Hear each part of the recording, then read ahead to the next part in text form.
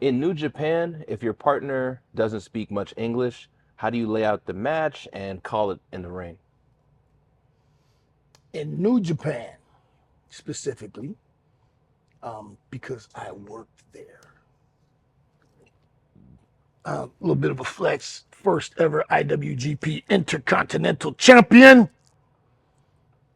Check the record, the history books.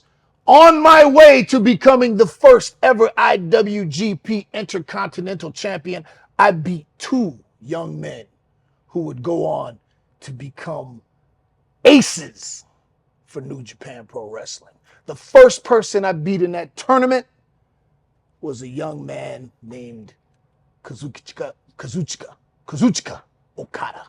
Yeah, yeah, MVP beat Okada. Yes, he did. And then I went on to beat Naito. And then to finish that out, I beat Toru Yano to become the first ever IWGP Intercontinental Champion. Look that shit up.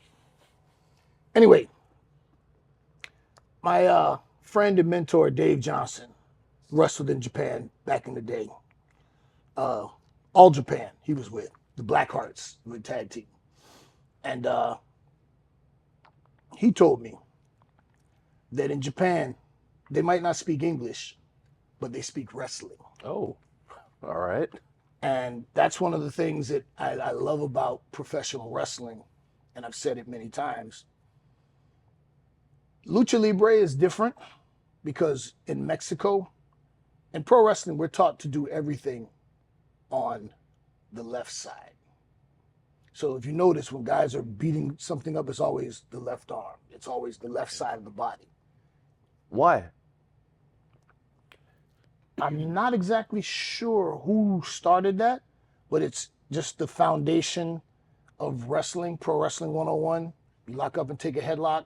If I take your arm, it's the left arm. If I'm working your leg, it's the left leg. Okay. Now you can deviate from it, but generally, that's where you see the control and everything done from the left side. And Lucha Libre in Mexico, they do everything on the right side. So it's the exact opposite. So if you're an international worker, then you learn to be able to work with Mexican guys. That doesn't phase you. I was fortunate that Norman Smiley, who was the CMLL heavyweight champion for a while in Mexico as Black Magic, he taught me before I started really getting out there, like some stuff, the Mexican way, lucha libre way, lucha libre. So I would actually, before I ever started traveling and blowing up, trying to do things from the right side, the lucha way, just so I could be prepared if it comes. Right on. And there's a lot of lucha libre influence in Japanese wrestling, but they do everything pretty much on the left side. If you're working lucha style, they adjust. They understand that. Most of the guys speak functional English, especially enough English to put together a match. Okay. If you have a big match and one of the guys, one of the Japanese guys doesn't speak English comfortably enough, then I remember a few times where Jado or Gato would be there to translate to help, But basic professional wrestling, they understand. But, you might call this a clothesline, they call it a lariat, Stan Hansen. Body English is the same.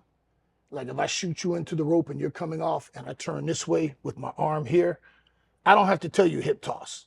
You see by how I'm positioning. And I know if I see you positioning that way, I come in, I'm going to take a hip toss.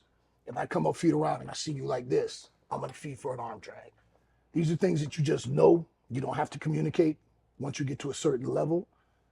Body language, certain looks, But if you do have like a long match and you might have like a complicated finish with, a few false finishes in there, then you've got guys that speak English that can translate, to make sure everybody's clear on that.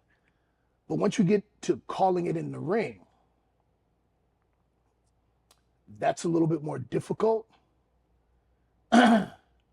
So in Japan, a lot of the guys, I never had shit laid out step by step by step by step by step. Like the match I had with Masato Tanaka for the IWGP Intercontinental title at the Sumo Hall.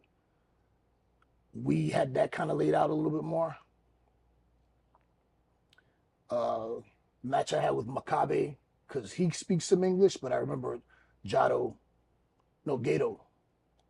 helped translate that so we could be on page. Because as funny as it is, when I went to New Japan, like that was my dream to wrestle in New Japan. And I always say this, and people who've known me for a long time know it's not shade, it's not a slight, but WWE was always my goal. Like wrestling at WrestleMania was a goal. Wrestling for New Japan at Wrestle Kingdom was a dream. So when I got there, I knew all the guys. And, through the years, you'd have a lot of American wrestlers who, maybe got fired from an American company and then went to Japan.